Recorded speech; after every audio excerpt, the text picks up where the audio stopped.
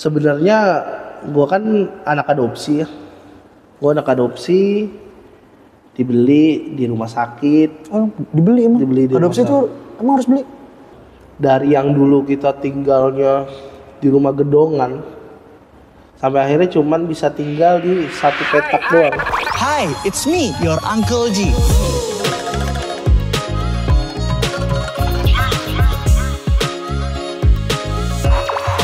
It's me.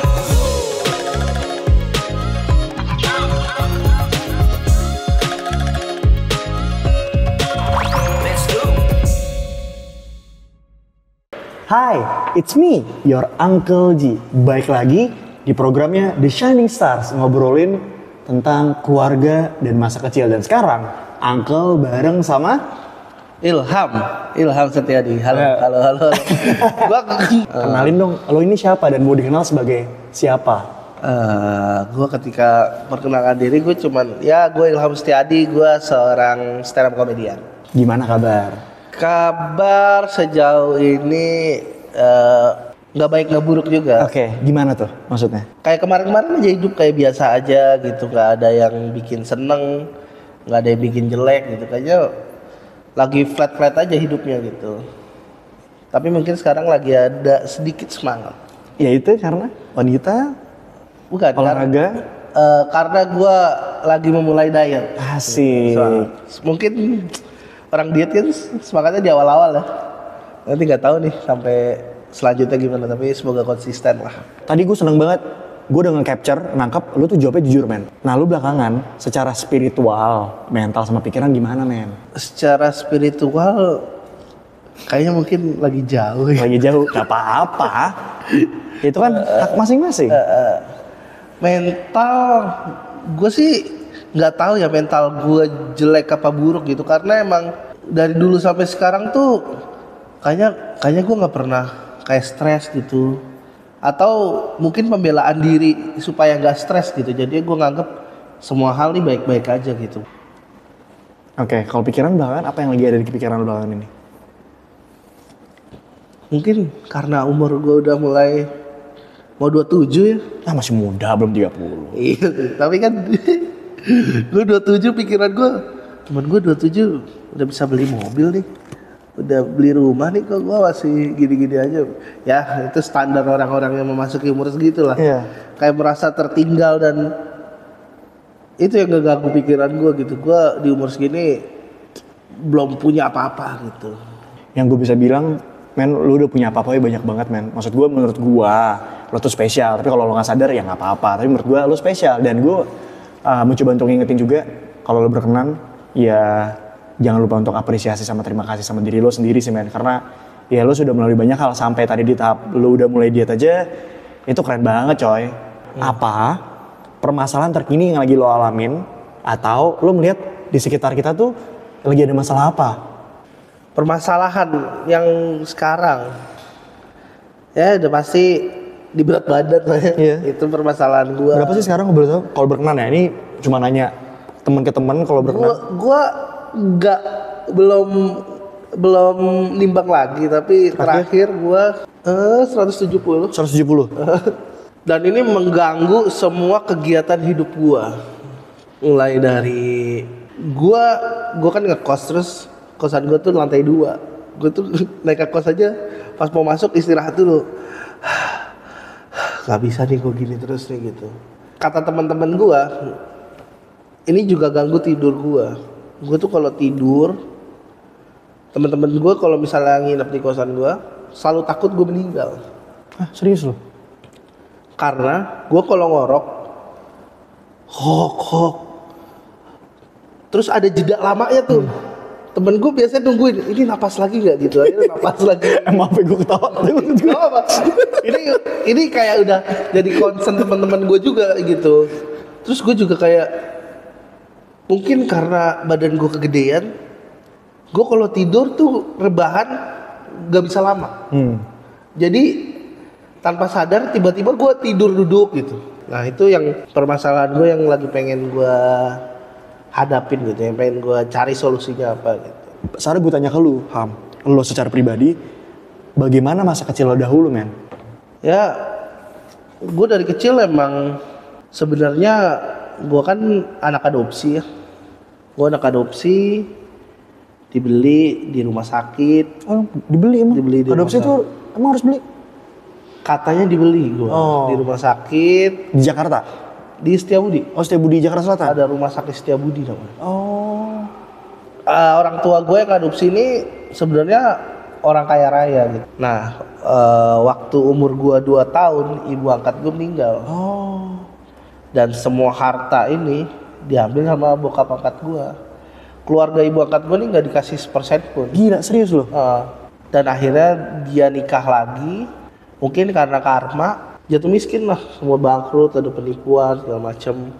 Dari yang dulu kita tinggalnya di rumah gedongan, sampai akhirnya cuman bisa tinggal di satu petak doang, yang isinya 4 orang. Serius loh? Si bapak gue ini emang nggak punya skill kerja dan malas-malesan, dulu punya motor disuruh ngojek males gitu. Gue waktu kecil tuh udah sering diledekin sama temen-temen sekolah gue, yang dimana mungkin orang tuanya tahu kalau ibu kedua gue ini kerjanya gitu, kayak dasar Ilham anak jablay gitu. Kan gue kecil kan nggak tahu gitu jablay apa gitu. Ya hidup susah dan lebih penuh kekerasan sih di hidup gue.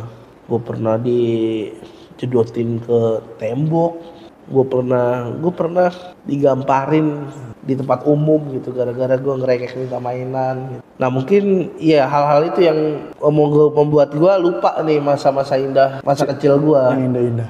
Ya pokoknya masa-masa kecil gue, masa-masa yang menurut gue kelam lah. Akhirnya terselamatkan ketika gue dipindahin lagi ke Jogja buat nemenin nenek gue. Mungkin gue ngedapetin masa kecil gue gitu yang ya mungkin singkat tapi lumayan berkesan lah. Ya di situ gue merasa dianggap sebagai keluarga. Hal selanjutnya nih menurut gue ini hal seru. Apa tuh? Lo main game gak men? FIFA. Oke, sama gue juga main FIFA banget. Nah, sekarang pertanyaan adalah berhubung lo main game dan lo main FIFA, bagaimana sih peran bermain game terhadap lo menyelesaikan masalah lo? Main game tuh bagi gue karena gue nggak punya hobi lain ya. Sebenarnya memori gue tentang main game tuh banyak banget gitu. Waktu kecil itu kayaknya gue kayak kalau misalnya pengen, kalau di rumah gue diomelin nih, digebukin nih, gue ke rental gitu. Sebagai pelarian sih sebenarnya. Dulu tuh sebagai pelarian, sekarang sebagai hiburan. Sebagai hiburan. Nah kalau lu tuh kapan lu ngerasa lu udah dewasa dan bukan anak kecil lagi? Sejak gue sadar kalau gue anak angkat. Itu di umur? Waktu SMA. Kayaknya gue kan udah dikasih tahu nih waktu SMA, ternyata kamu ini bukan anak kandung lo gitu, kamu anak angkat. Mulai saat itu gue udah berpikiran, oke, gue gak udah punya orang tua lagi, gue hidup sendirian. Udah mulai dari situ ya gue udah mulai nge-planning apa yang pengen gue lakuin nanti gitu. Kalau lo secara pribadi, secara Ilham, apa sih dampak yang udah lo berikan ke sosial dengan cara lo ya? Dampak tuh baru kita tahu ketika kita ngelihat apa nih yang berubah gitu. Gue ngerasa dampak yang gue berikan, gue nggak tahu sih. Kalau gue bilang, wah gue udah memberikan ini nih ke orang, kayaknya gue pede banget gitu untuk nyebutin itu gitu. Gue nggak tahu dampaknya apa, tapi banyak orang yang berterima kasih ke gue gitu. Gue ada mewakili keresahannya mereka gitu. Mungkin dampaknya itu sih yang ternyata menurut gue politik ada dampak positifnya juga gitu. Kayak bang terima kasih udah nyuarain ini, kita dari dulu pengen ngomong ini gak berani, akhirnya bang ngomongin gitu. Dampak secara sosial ya berkonten ini yang dimana ternyata yang lo pikir ini mah biasa-biasa dan gak ada dampak, ternyata dengan lo jadi apa adanya lo menuangkan apa keresahan masa lalu, ternyata ya banyak yang terbantu. Kenapa lo ngelakuin apapun yang lo lakuin sekarang dan apa pesan buat teman-teman? Gue tuh selalu ngelakuin sesuatu yang menurut gue benar. Gue selalu meyakini bahwa ketika gue dengan background gue, dengan apa, gue tahu nih gue ngelakuin hal ini menurut gue benar, dan mungkin gue agak sedikit idealis lah gitu. Mungkin ada terpengaruh juga sama Tan Malaka yang katanya kemewahan terbesar seorang pemuda adalah idealisme gitu. Ya mungkin gue masih umur 25-26 lah, jadinya sekarang gue ngelakuin hal yang menurut gue sesuai idealisme gue, yang baru gue pengen nih, yang gue pengen baru gue lakuin. Kalau nggak gue pengen ya udah gitu. Dan ya hasilnya nggak buruk-buruk amat lah gitu. Buat teman-teman juga yang mungkin ngerasa dengan idealisme kalian merasa kayaknya gue harus realistis deh gitu. Menurut gue selagi masa muda kalian masih ada, lakuin aja idealisme kalian gitu. Kalau udah habis banget nih, baru realistis. Ya, kalau udah habis banget nih, baru realistis gitu. Karena itu tuh udah hilang gitu. Jadi ya lu nggak nemuin keseruan yang ada dalam pikiran lu gitu. Pertanyaan terakhir men, dari tadi kan kita ngobrol seru hampir 1 jam, kita ngobrol seru banget hampir 1 jam dan nyaman-nyaman aja nih. Nah, sekarang gue pengen nanya pendapat lu apa adanya men. Dari tadi bangku yang lo dudukin ini namanya Timeless Star. Menurut lo nyaman gak? Apa adanya aja? Nih, gue kan sering ya kerja di laptop dan ada kursi gaming juga nih. Biasanya kursi gaming yang sering gue pakai tuh dia agak ngempit nih di sini nih dan jaraknya kecil buat orang gendut ya. Yeah. Buat orang gendut dan pas gue pakai ini nih kayak pas gitu pas ya? gua, gitu dan enak gitu. Biasanya kalau kursi gaming lainnya di bagian sini ini udah Sempit banget. udah ngikat banget gitu. Ini masih ada space gitu, ada lebar gitu dan apa? Gue biasanya kalau nyenderin kursi gaming tuh takut tuh. Ini santai aja deh. Gue pengen mengapresiasi banget lagi. Thank you banget udah berkenan buat sharing-sharing dan cerita. Gue mau thank you banget tentunya ke Timeless Star yang udah memperkenankan showroomnya di Fatmawati Jakarta Selatan buat ngobrol-ngobrol. Dan tentunya tadi udah dengar kan bagaimana kita bilang apa adanya dan juga jujur terhadap ya kursi yang kita pakai dari Timeless Star ini. Kalau lo mau tahu lebih detail langsung klik link di bawah ini. Gue Uncle G. Gue Ilham Setiadi. Thank you. Bye-bye.